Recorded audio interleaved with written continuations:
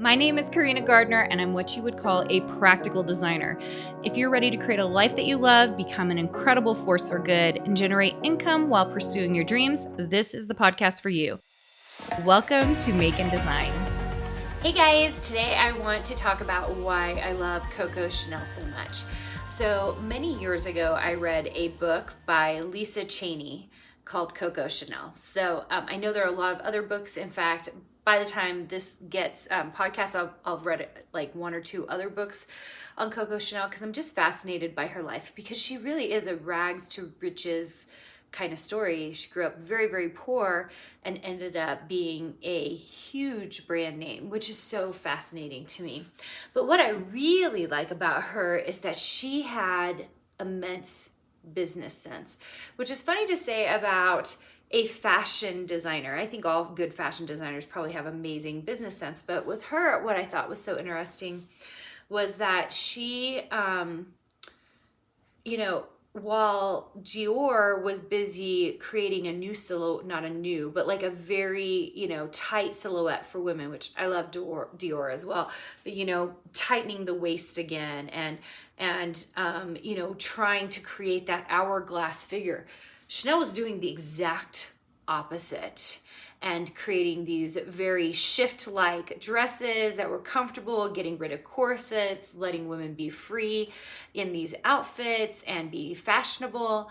And I just think it's so fascinating. And I don't know if we would call her rebellious in nature, but just that she really often, while the whole rest of the world was going this way, she was going the exact opposite way. There's even, I remember in the book, there was even this time where she, everything was poor. Everything was, it was much later on, and things were tighter and things were harder. And she went, once again, the opposite way. Like instead of going what she did when she was younger, which is like the shift dresses and plainer and simpler, she went the opposite. And she did like a diamond show during this time period where there was actually more minimalist things going on. And I just think it's fascinating because as designers, we're so often, because we're especially in this commercial situation where we're like doing commercial art, we're not thinking about how can I do something so differently that I'm going to get noticed, right? Instead, we're almost doing the same as everybody else. And I think there's a ton of power in knowing when to veer off and take that fork in the road and when to stay in your same lane.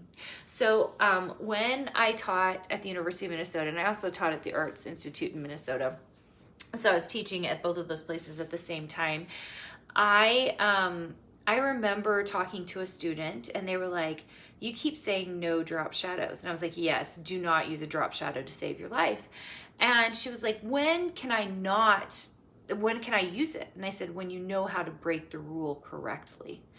And it's so funny because now I use drop shadows all the time. It was such a big no-no in college.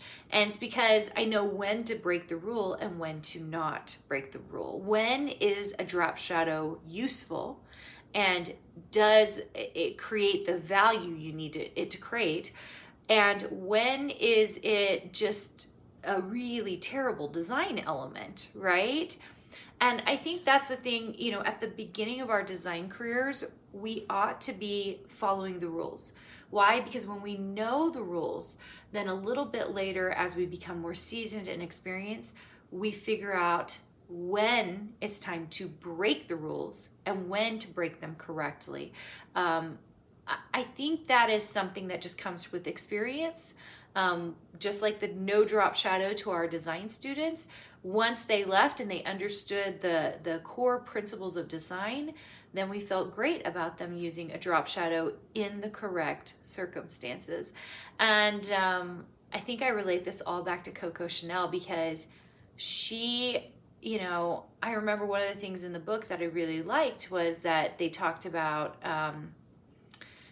that she rarely sewed in her older age, but she was always with a pair of scissors, snipping away at things.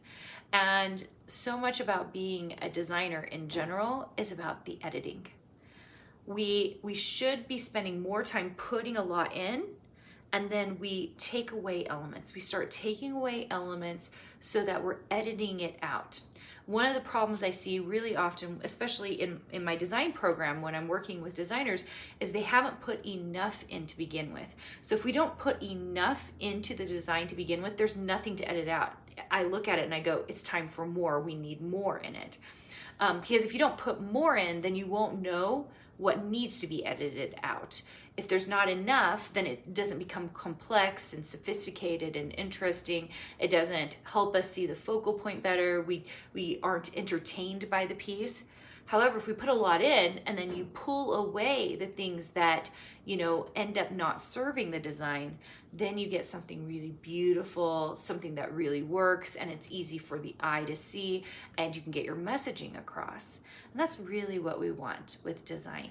We want that clear communication that comes from great design work. And so I really love that Coco Chanel was still running around with her pair of scissors, snipping away at things, cutting things back, and editing them. And as designers, I think we should be doing the same thing. The book, again, was just called Coco Chanel by Lisa Cheney, I believe. And I read it several years back. Lots of fascinating stories about her. Very, very interesting life, how she made it. She didn't have the happiest of childhoods and was able to still come through and do some amazing things. So if you have a chance to read it, I highly recommend. And I want you to know that we can model ourselves from designers in the past, even designers now, that are doing amazing and different things.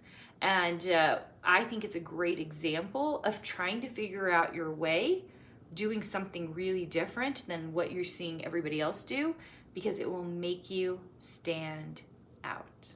All right, guys, thanks so much for joining me today. If you haven't left a review for the podcast, I would absolutely appreciate it.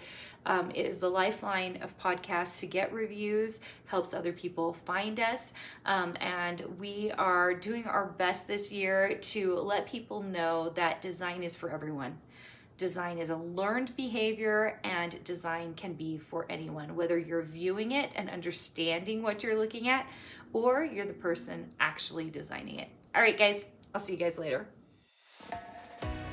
Did you know you have access to more free design content, die cut files, and sewing patterns? Join our exclusive VIP group for free by going to designsuitecourses.com/free.